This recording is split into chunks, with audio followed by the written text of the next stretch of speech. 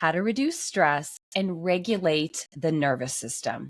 So, one of the fastest and most effective and easiest way to lower stress or lower the stress response and regulate the nervous system so that we're more in that parasympathetic nervous system. So, switching from sympathetic, fight or flight, freeze, fawn, overactivation to the parasympathetic, calm, rest, digest, restore. One of the easiest and fastest and most effective ways is through our breath. So, our breathing is regulated by the autonomic nervous system. So, our breathing is both involuntary and voluntary, it's both unconscious and conscious. So, our breathing is constantly being regulated by the nervous system when we are working, driving, sleeping, living our life. We also have this powerful ability to control our breathing voluntarily. So, consciously, whether it's a faster breath, a slower breath. Typically, when we're stressed, our breath or our breathing becomes faster, shallow. And when we are calm and relaxed, our breathing tends to be a bit slower. And in some cases, it can be deeper. So, one of the ways that we can reduce the amount of stress hormones like cortisol, epinephrine, or adrenaline and reset or regulate the nervous system so that it's more in that grounded, peaceful state is to really become intentional and focus on the quality and the quantity of our breathing. So, one of the things that you can do when you're in those moments where you're feeling stressed, either something is out of your control or within your control, one of the things that you can control is how you respond to the stress, to the threat, but also how you respond with regard to your breathing. So, if you're in a situation where you are feeling stressed and you don't have to be, you don't want to be, you don't need to be, and you're able to focus on your breathing, which most of us can because we have to breathe anyways, is to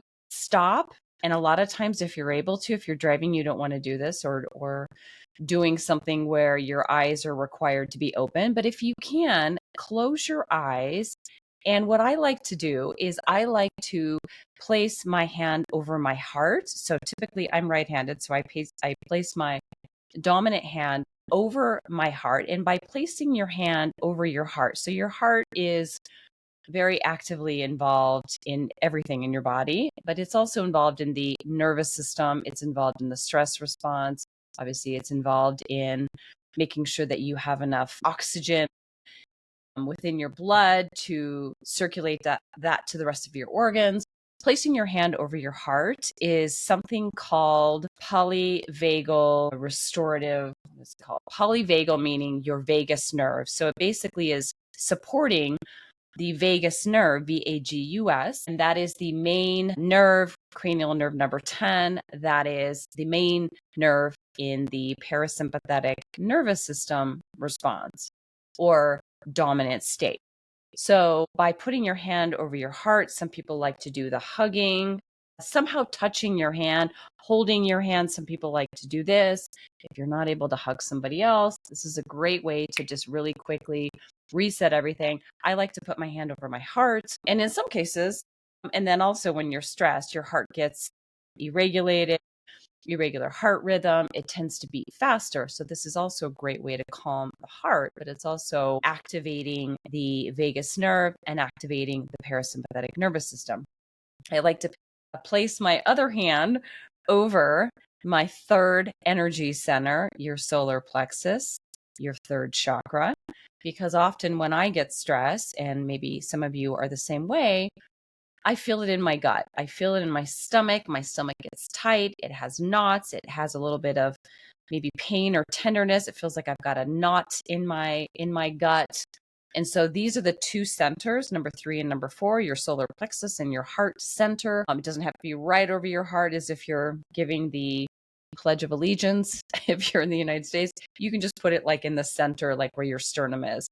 And when you do these two things, it activates the vagus nerve, but it also, what you want to do is you want to breathe slowly, slowly inhale to the count of 4. You could do 5 or 6. I like to do 4. And in some cases, you can hold it for 4. And then you can exhale for 4. It's also known as box breathing. Doesn't have to have a specific title. There are so many other ways or methods of breathing. Some people like to do breathing in for 6, 7, or 8, and then breathing out for 6, 7, or 8. Or some people like to just do 4 breaths in. Some people like to do a slower, longer breath out. Whether you hold it in the middle, that's your choice. Do whatever feels right to you. I like to hold my breath in the middle because for me, that actually really relaxes me. I can feel myself getting more grounded and more centered and more calm. And you can do this as many times as you're able. The more times you're able to do this, the better.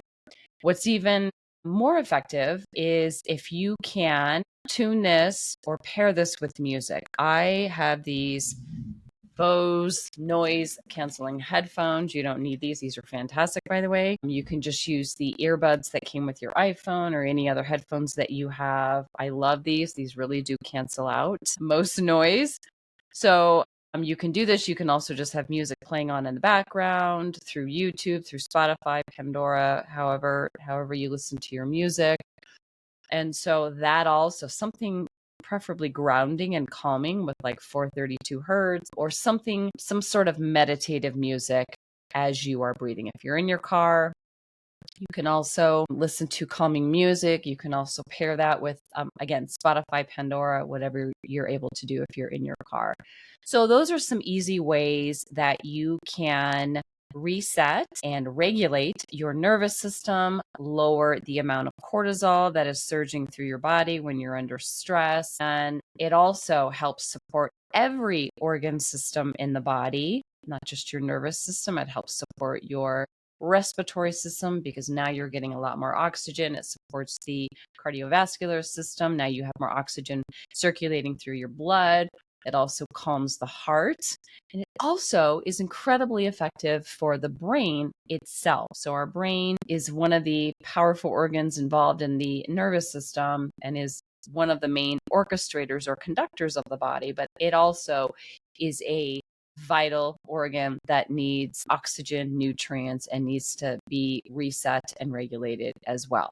Immune system, endocrine system, all of our hormones benefit when you're able to disconnect or detach from the stress. It doesn't take the problem away. It doesn't resolve it necessarily, but it just helps ground you in a way that gets your body back to equilibrium, gets it back to homeostasis, and allows you to go on about your day.